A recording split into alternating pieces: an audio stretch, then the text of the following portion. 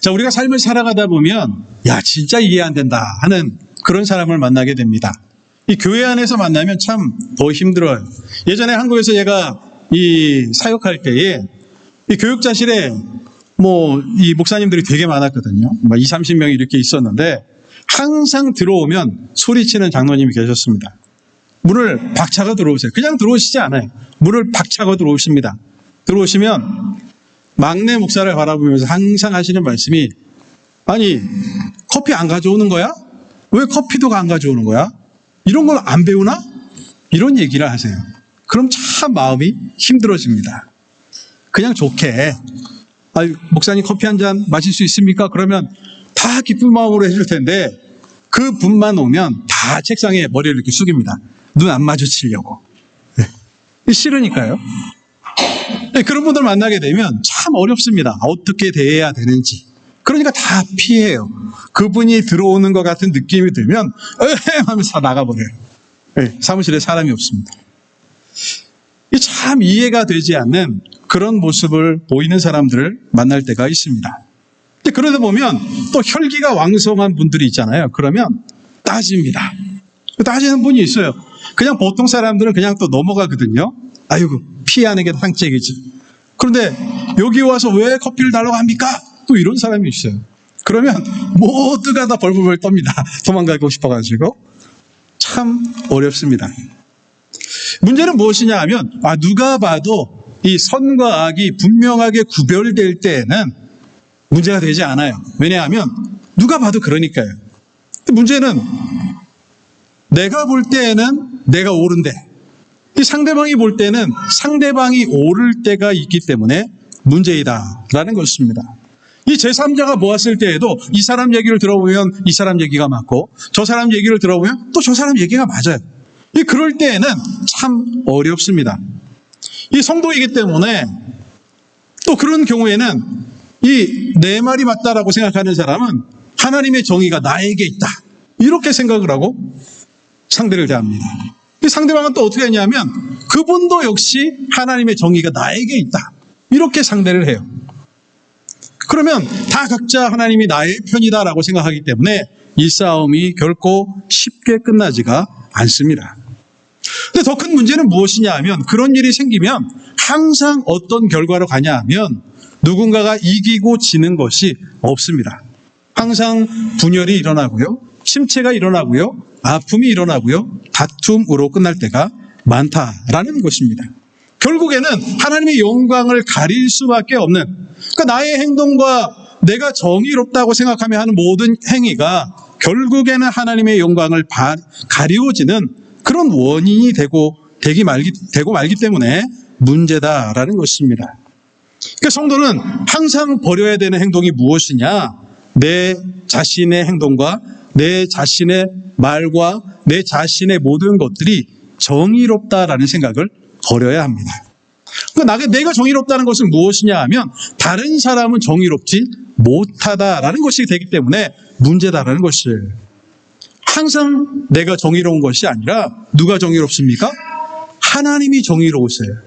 하나님의 말씀만이 의롭고 하나님의 말씀만이 우리의 유일한 법칙이 된다라는 사실을 기억해야 합니다. 내가 이렇게 생각하는데 하는 것은요, 교만입니다. 내 생각은 내려놓고 하나님은 무엇을 원하실지, 성경은 우리에게 무엇을 원하시는지 다른 사람이 아니라 누구를 빗대야 돼요? 나를 봐야 됩니다. 성경의 눈을 가지고 나를 봐야 돼요.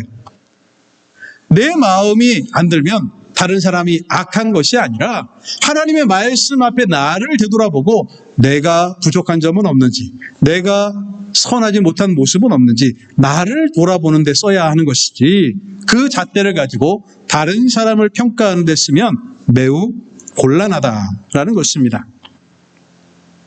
문제는 무엇이냐면요, 해결책이 중요합니다. 이런 사건이 안 일어나고 우리의 삶 가운데 분쟁과 다툼이 없고 항상 평화롭고 좋으면 너무 좋을 것이지만 문제가 일어났을 때 해결책이 중요한데요. 그 해결책이 무엇이냐? 오늘 성경에서 해답을 주고 있다라는 것입니다. 그 해결책은 무엇이냐? 성도가 다른 사람들을 어떻게 바라보아야 하는지를 깨달아야 하고요. 또한 나에게 있는 그 삐뚤어진 시선, 다른 사람을 정죄하는 마음들을 성경의 마음으로, 하나님의 마음으로 우리의 시각을 회복해야 한다라는 것을 말씀하고 계시는 것입니다. 가장 중요한 것은 무엇이냐? 모든 문제가 해결되려면 모든 성도가, 그러니까 나뿐만 아니라 다른 사람, 한 사람 모두가 다 하나님의 사랑을 받고 하나님이 주시는 복을 받아 누리는 귀한 존재이다라는 인식을 가져야 한다라는 것입니다. 그래서 오늘 성경은 무엇이라고 말씀하느냐? 도리어 복을 빌어야 한다. 우리는 서로에게 복을 비는 존재가 되어야 된다라는 것을 말씀하고 계시는 것입니다. 자, 오늘 이 말씀을 통하여서 우리의 삶의 모습을 한번 되돌아보고 정말 하나님의 말씀처럼 도리어 복을 빌고 우리 모든 성도님들이 다 하나님의 은혜 받을 귀한 백성이라는 사실을 기억하시며 말씀대로 살아 승리하시는 우리 성도님들이 되시기를 간절히 소망합니다. 베드로 사도는 8절 말씀을 통하여서 오늘 우리가 어떤 마음으로 살아야 되는지를 말씀하고 계십니다. 8절 말씀에 보면 마지막으로 말하노니 너희가 다 마음을 같이하여 동정하며 형제를 사랑하며 불쌍히 여기며 겸손하며 라고 말씀하고 있습니다. 성도는 이 5가지 마음을 가지고 살아야 한다라는 것이에요. 이 3장 8절 말씀을 통하여서 마지막으로 이 베드로가 이 성도는 어떠한 삶을 살아야 되고 우리가 서로를 대할 때는 어떻게 대해야 된다라는 것을 정리해서 5개로 설명하고 있는데 그 5가지 마음이 무엇입니까? 첫 번째는 마음을 같이 해야 한다라고 말씀하고 계십니다.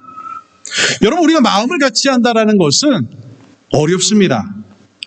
우리 마음은 다 다르잖아요. 같이 사는 사람도 마음이 다르고요. 자식하고도 부모의 마음이 다를 때가 많습니다. 항상 마음이 같은 사람은요, 이 세상에 존재하지가 않습니다. 그래서 이 마음을 같이 한다라는 것은 인간 사이에 불가능한 일입니다.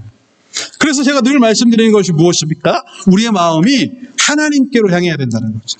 예수 그리스도의 마음에 우리가 맞추게 되면, 그 말씀에 우리가 맞추게 되면 다른 사람들도 예수 그리스도에게 맞추고 예수님의 마음을 통하여서 우리 모두가 다 하나됨을 이룰 수 있다라는 것이죠. 빌립보서 2장 5절 말씀에 보면 너희 안에 이 마음을 품으라. 곧 누구의 마음이에요?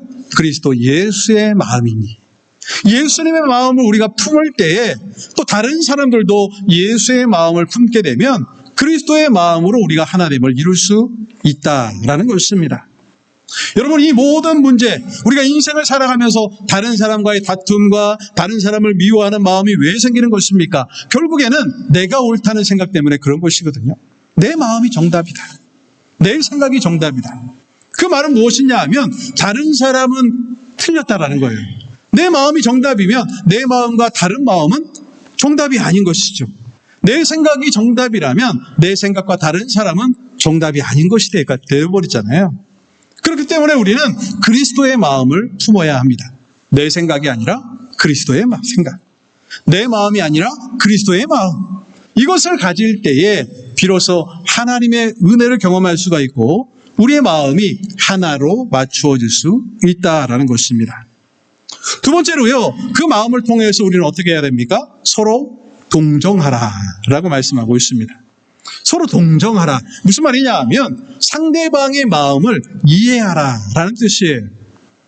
더 쉽게 이야기하면 그 사람의 처지에 있어 보면 그 사람의 마음을 이해할 수가 있다라는 것이죠. 히브리서 4장 15절 말씀에 보면 우리에게 있는 대제사장은 우리의 연약함을 동정하지 못하실 리가 아니요 모든 일에 우리와 똑같이 시험을 받으시니로되 죄는 없으시로다 라고 말씀하고 계십니다. 오늘 본문인 이 베드로전서에도 우리가 서로 동정해야 된다라고 말씀하는데 그 동정은 어디서 오는 것이냐? 예수 그리스도께서 우리를 동정하신다라고 말씀하는 것이에요. 여러분, 우리가 서로 생각이 다르고 마음이 다르고 형편이 다르고 다 다른데 다른 사람을 이해하는 것이 쉽겠습니까? 어렵죠. 매우 어렵습니다. 내가 생각할 때는 난 이런 인생을 살아왔기 때문에 나는 이게 맞아. 근데 다른 사람은요, 다른 삶을 살아왔기 때문에 그 사람의 생각은 이것이 맞을 수가 있기 때문에 이해한다는 것 자체가 어렵습니다. 그런데 여러분 잘 보세요. 우리에게 있는 대제사장 예수 그리스도가 우리를 동정하신다, 이해하신다라고 말씀하는데 하나님이 우리를 이해하시는 것이 쉬울까요? 여러분 한번 생각해 보세요. 이 많은 사람들이 그냥 저 말씀들을 보면서 하나님이시니까 뭐 쉽게 이해하시겠지. 그 사람의 처지에 있지 않으면 동정하기가 어렵다라는 거, 이해하기가 어렵다라는 것이에요. 하나님은 어떤 분이십니까? 의로운 분이고요. 우리는 어떤 사람들입니까? 죄인입니다. 의인인 하나님이 죄인된 인간을 이해하는 게 어찌 쉽겠냐라는 것이에요. 매우 어려운 일입니다. 사람을 이해한다는 것 자체가 어려운 일이에요. 형편과 처지와 상황과 모든 것이 인간들끼리 비교하는 것과는 비교할 수 없을 정도로 큰 차이를 보는 것이 하나님과 우리의 사이 아니겠습니까? 그런데 그 하나님이 우리를 이해하시기 위하여 이 땅 가운데 찾아오시고 십자가를 지시고 많은 고난을 감당하셨던 것은 결코 쉬운 일이 아니라는 것입니다. 그렇게 하나님이 우리를 이해하시는 것처럼 예수 그리스도께서 우리를 이해하시기 위하여 이 땅에 찾아오신 것처럼 우리도 서로를 이해하기 위하여 애써야 한다는 것입니다. 항상 무언가를 생각하고 판단할 때에 그 사람의 처지에 있어 보면 알아요.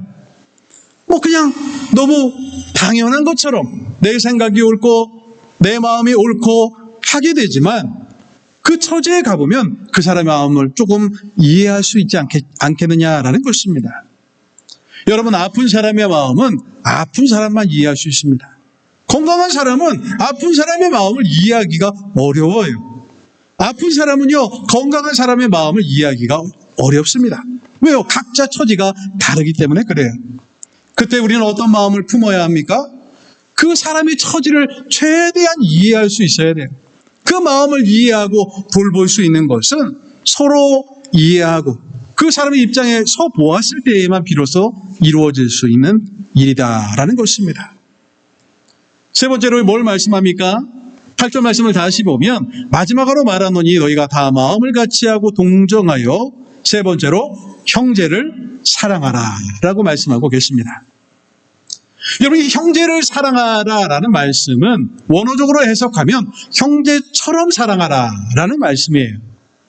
우리 모두가 다 서로를 사랑해야 되는데 성도가 서로를 사랑하고 우리가 모두 주를 사랑하는 마음을 가지고 서로 사랑해야 되는데 그 모든 근거는 무엇이냐?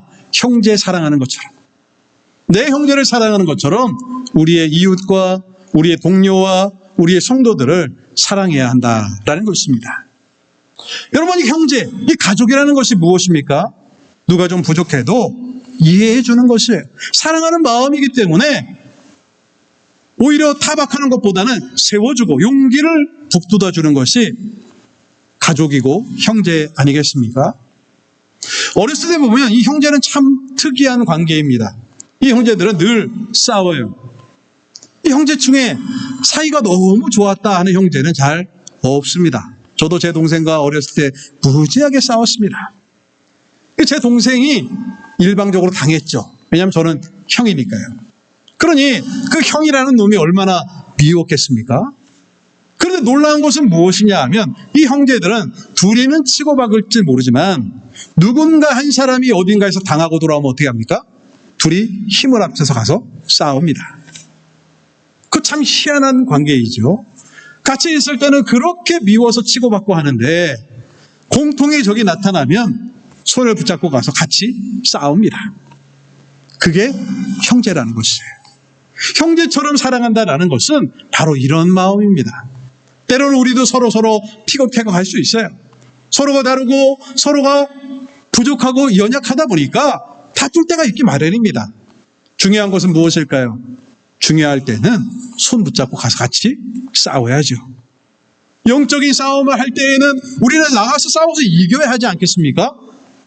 그런 모습이 중요하다라는 것입니다. 네 번째 마음은 무엇입니까? 불쌍히 여기는 마음입니다. 이 동정하는 마음은 서로 이해하는 거예요. 그런데 이 불쌍히 여기는 것은 그냥 불쌍히 여기는 것입니다. 여러분, 이것은 매우 중요한 원리예요. 신앙의 원리입니다. 우리는 서로를 불쌍히 여겨야 돼요. 불쌍히 여긴다 하니까 나를 뭘 불쌍히 여겨? 라고 생각할 게 아니죠. 하나님이 우리를 불쌍히 여기시는 것이 우리 구원의 출발점입니다. 하나님이 우리를 불쌍히 여기시지 않으면 우리는 절대로 구원받을 수가 없기 때문에 그렇습니다. 그리스도가 이 땅 가운데 찾아오신 이유가 무엇입니까? 죽음으로 인하여서, 이 죄로 인하여서 죽어가고 있는 우리가 불쌍해서 주님은 찾아오셨어요. 그래서 이 불쌍히 여긴다라는 것은 누군가를 한심하게 여기는 것이 아니라 사랑의 다른 표현이다라는 것을 기억해야 한다라는 것입니다. 하나님의 사랑은 여기서 출발해요. 그 사람의 연약함과 부족함이 불쌍히 보여야 돼요. 예수님이 우리를 불쌍히 여기신 것처럼 우리가 서로를 불쌍히 여겨야 합니다. 우리 스스로를 구원할 수 없는 연약한 존재이기 때문에, 너무나도 부족하고 인격적으로 미숙한 것이 우리이기 때문에 서로를 이해하고 서로를 불쌍히 여기는 마음이 중요하다라는 것입니다. 다섯 번째로 어떤 마음을 가져야 됩니까? 겸손한 마음을 가지라라고 말씀하고 있습니다. 나보다 남을 더 나은 사람, 더 좋은 사람으로 여겨야 한다라는 것입니다. 이 상대방을 더 높이려는 마음을 가져야 한다라는 것이에요. 여러분, 인간의 모든 분쟁과 다툼은 어디에서 오는 것입니까? 내가 다른 사람보다 더 높다고, 내가 다른 사람보다 더 훌륭하다고, 내가 다른 사람보다 조금 더 인격적으로 낫다고 생각하는 교만에서 오는 것입니다. 이 마음은 하나님께서 나를 사랑하시는 것처럼 상대방도 하나님이 동일하게 사랑하신다라는 것을 잊어버렸기 때문에 나오는 모습이다라는 것이에요. 그럼 우리는 서로를 귀하게 여겨야 합니다. 그 이유는 무엇이냐? 하나님이 그를 사랑하시기 때문에. 내 마음에는 안 들고 내 마음에는 모자란 것 같아 보이는데 하나님은 그를 사랑하십니다. 그를 위하여 이 땅 가운데 찾아오셨고 십자가를 지셨다는 사실을 기억하면 내가 누군가를 함부로 여긴다라는 것은 있을 수 없는 모습이다라는 것을 깨달아야 한다라는 것입니다. 여러분 모두가 다 하나님이 나를 사랑하신다라고 믿습니다. 하나님은 여러분 한 사람 한 사람을 다 사랑하세요. 그러나 중요한 것은 무엇입니까? 나를 사랑하시는 것처럼 다른 사람도 사랑하신다라는 것이죠. 그러면 누가 누구보다 나은 것도 없고요. 누가 누구보다 부족한 것도 없고요. 우리는 다 하나님 앞에서 한 형제요 자매이다라는 사실을 깨닫게 된다라는 것입니다.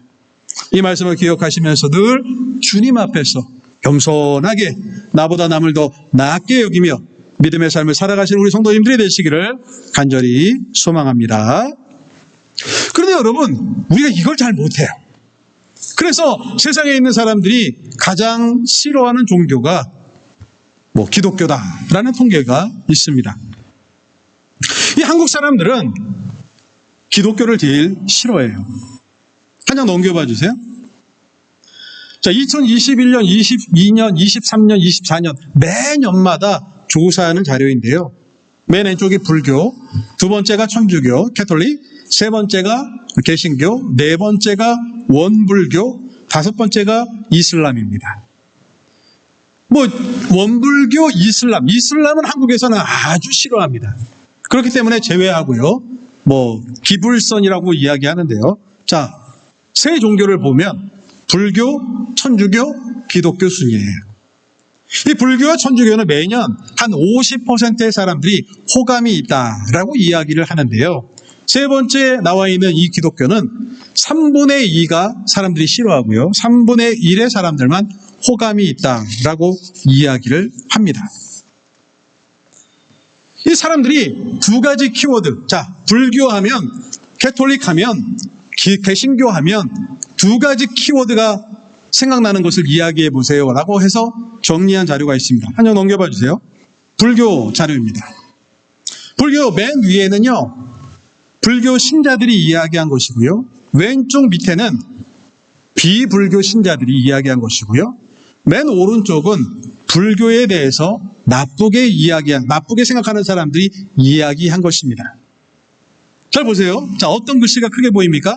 불교 신자들은 자비, 마음, 이게 불교에서 가장 중요하다라고 생각을 합니다. 이 불교가 아닌 사람들은 무엇을 이야기하냐면 절, 느낌, 스님, 자비 종교, 이렇게 이런 것들이 불교하면 생각난다라고 이야기하고요.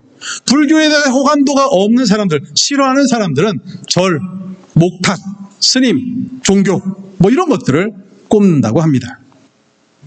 대체적으로 보면 그냥 무난무난해요. 이 그룹마다 그럴 수 있겠다라고 생각되는 그런 정도입니다. 하나 넘겨봐 주시면 이 캐톨릭입니다. 마찬가지로 맨 위에는요, 이 캐톨릭 신자들이 이야기하는 것이고, 왼쪽은 비캐톨릭, 오른쪽은 캐톨릭을 싫어하는 사람들이 이야기한 것입니다.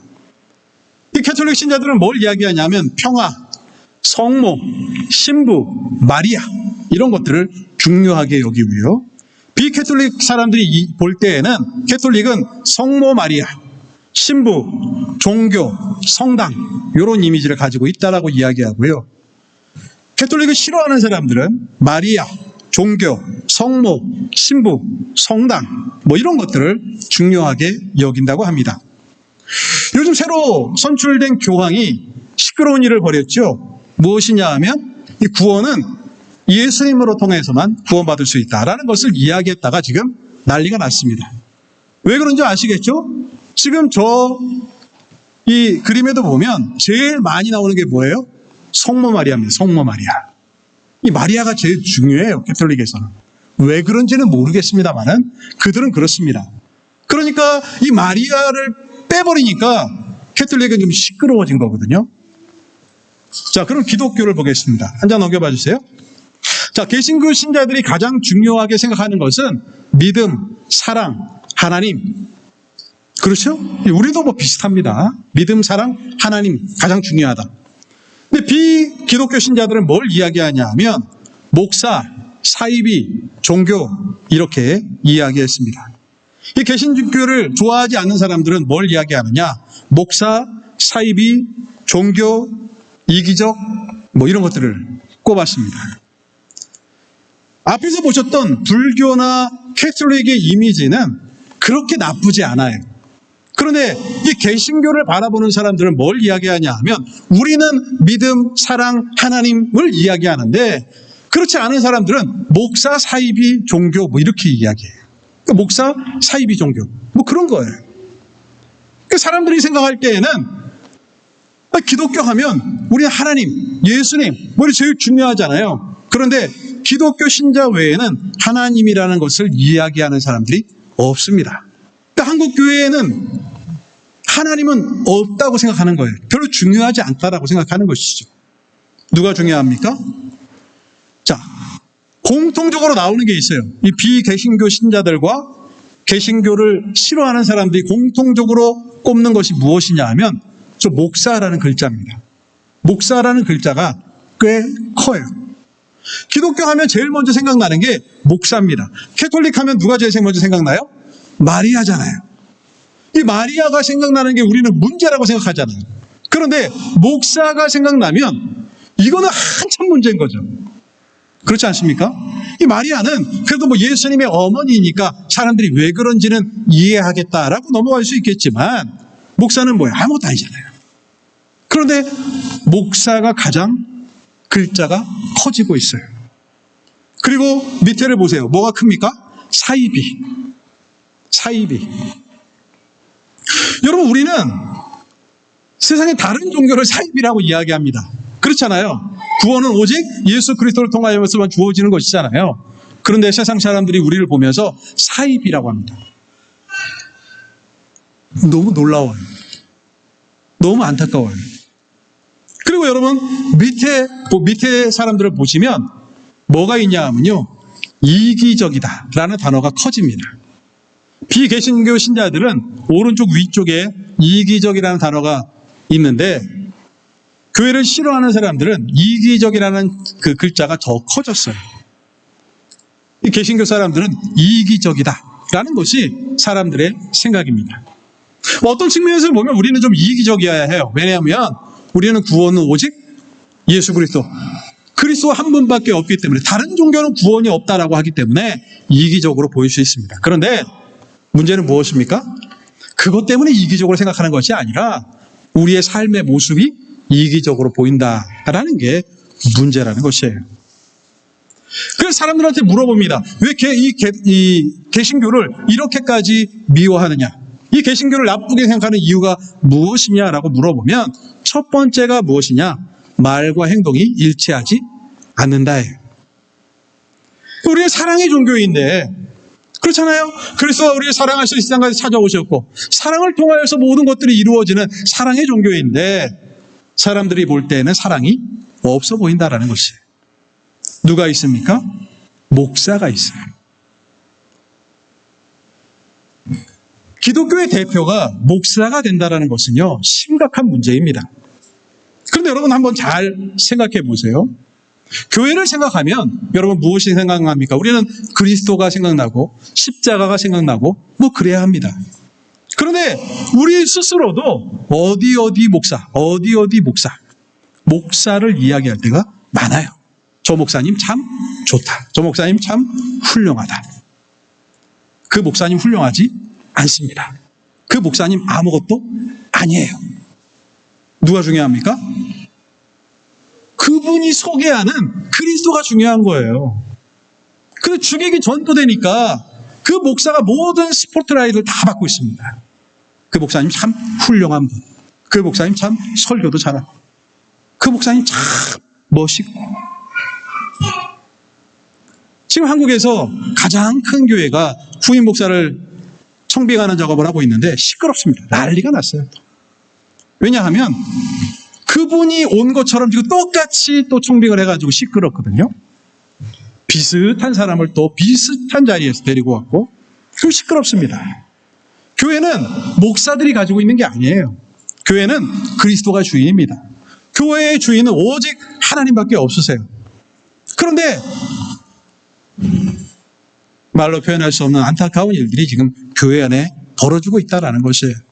그러니까 우리는 저 믿음, 사랑, 하나님이 중요한데 세상 사람들이 보는 교회는 믿음, 사랑, 하나님은 없어요. 그런 교회가 누구를 전도하고 그런 교회가 누구에게 복음을 전할 수 있겠느냐라는 것입니다. 우리는 말과 행동이 일치해야 합니다. 우리가 전하는 것들이 있다면, 우리가 믿고 있는 것이 있다면 삶으로 실천되어야지만 해요. 예수님께서는 이 바리새인들과 종교 지도자들을 매우 싫어하셨습니다. 책망하셨어요. 이유가 무엇일까요? 그들은 늘 자신들이 옳았습니다. 내 마음이 옳고 내 믿음이 옳고 다른 사람들은 다 틀린 사람들입니다. 늘 정죄하는 자의 자리에 입장해서 형제들을 판단하는 자가 바로 바리새인들이었고 종교 지도자들이었습니다. 예수님은 그들을 아주 싫어하셨습니다. 그럼 우리 마음 가운데 그런 마음이 조금이라도 있다면 우리는 그 마음을 내려놓고 회개해야 합니다. 예수님의 사랑의 마음을 본받는 것이 성도가 나아가야 할 길이기 때문에 그렇다라는 것입니다. 그러면 우리가 그 사랑을 어떻게 본받을 수 있을까요? 오늘 본문 9절 말씀해 보니까 악을 악으로 욕을 욕으로 갚지 말고 도리어 복을 빌라. 이를 위하여 너희가 부르심을 받았으니 이는 복을 이어받게 하려 하심이라 라고 말씀하고 계십니다. 악을 악으로 욕을 욕으로 갚는 것은 너무 쉬운 일입니다. 구약에서는 저렇게 하라고 말씀해요. 악은 악으로 욕은 욕으로 갚아야 한다라고 말씀합니다. 그런데 예수님께서는 이제 전혀 다른 말씀을 하세요. 어떻게 말씀하십니까? 도리어 복을 빌어주라 라고 말씀하세요. 우리가 부르심받은 이유가 무엇이냐? 요 악을 악으로 욕을 욕으로 갚기 위해서 부르심받은 것이 아니라는 것이에요. 만약 하나님께서 악을 악으로 욕을 욕으로 갚으신다면 우리 중에 구원받을 수 있는 사람은 한 사람도 없다라는 것이에요. 그런데 하나님이 우리를 사랑하심을 통하여서 도리어 복을 주시고 그 복으로 인하여서 그리스도를 우리에게 선물로 주셨기 때문에 우리가 구원의 은혜를 받았다라는 것은 우리도 그러한 삶을 살아가야 한다라는 것을 성경은 말씀하고 계시는 것입니다. 마태복음 5장 44절 말씀에 보면 예수님이 이렇게 말씀하십니다. 나는 너희에게 이르노니 너희 원수를 사랑하며 너희를 박해하는 자를 위하여 뭐해요? 기도하라. 여러분, 원수를 사랑하는 것이 얼마나 어려운 일입니까? 박해하는 자를 위하여서 기도하는 일이 얼마나 어려운 일이에요. 인간의 마음을 가지고서는 불가능한 일입니다. 그런데 예수님은 이것을 우리에게 말씀하고 계세요. 왜냐하면 우리가 주님의 원수였기 때문에 그 원수를 위하여서 예수님이 찾아오셨고 박해받는 그 순간에도 우리를 위하여 기도하셨기 때문에 우리도 그러한 삶을 살아야 된다라고 말씀하고 계시는 것입니다. 이것은 해도 되고 안 해도 되는 문제가 아니라 마땅히 해야 될 우리의 의무이다라는 것을 말씀하고 계시는 것입니다. 오늘 본문 12절에도 이렇게 말씀합니다. 주의 눈은 의인을 향하고 그의 귀는 의인의 간구에 귀 기울이시되 주의 얼굴은 악행하는 자들을 대하시느니라 하였느니라 라고 말씀하고 계십니다. 주의 눈은 의인을, 우리를 보고 계십니다. 그분의 귀는 우리의 간구에 귀 기울이고 계십니다. 원수된 자들, 하나님 앞에서 범죄한 자들은 하나님이 심판하신다라는 것을 우리는 믿어야 한다는 것입니다. 내 마음이 힘들고 내 마음이 어렵다고 하여서 똑같이 갚아줘서는 안 된다라는 것입니다. 우리는 도리어 복을 빌어줘야 하고요. 심판할 것이 있다면 그것은 하나님의 영역이라는 것, 정죄할 것이 있다면 하나님의 영역이라는 것을 우리는 인정해야 한다라는 것입니다. 사랑하는 성도 여러분, 인생을 살아가다 보면 참 어려운 숙제들이 있기 마련입니다. 그냥 쉽게 좋게 살아가면 좋을 것인데 그렇지 못할 때가 있어요. 그럴 때 우리가 기억해야 될 것은 그때 원수된 나를 위하여 예수님이 이 땅 가운데 찾아오셨고 원수된 나를 살리기 위하여 십자가를 지셨으며 도리어 오늘도 복을 빌어주고 계시다는 분이 하나님이시라는 사실을 우리는 기억해야 합니다. 그럴 때 우리 마음을 다스릴 수가 있고 악으로 욕을 욕으로 갚는 것이 아니라 하나님의 사랑으로 갚아 나갈 수가 있다라는 것입니다. 이 말씀을 기억하시면서 늘 우리 오늘 말씀과 같이 선을 행하고 화평을 구하는 일에 열심을 내고 많은 사람들에게 하나님의 사랑을 나눠주며 살아가시는 우리 성도님들이 되시기를 주님의 이름으로 축원을 드립니다. 기도하겠습니다. 사랑의 주 아버지 하나님 은혜를 감사합니다. 우리가 부족하고 연약하여 때로는 우리 마음 가운데 번민이 찾아오고 어려움이 찾아오고 때로는 이해가 되지 않는 사람들을 만나게 되면 참 어려운 마음들이 들 때가 있지만 주님이 그럼에도 불구하고 나 같은 자를 위하여 십자가를 지시고 나 같은 자에게 은혜를 베풀어 주시며 오늘도 나를 위하여 기도하고 계신다는 사실을 기억하며 늘 하나님의 사랑을 나누어주며 하나님의 선한 마음들을 다른 이들에게 공급하며 살아가는 주의 백성들이 다 될 수 있도록 주님 축복하여 주시옵소서. 감사를 드리며 예수님의 이름으로 기도하옵나이다. 아멘.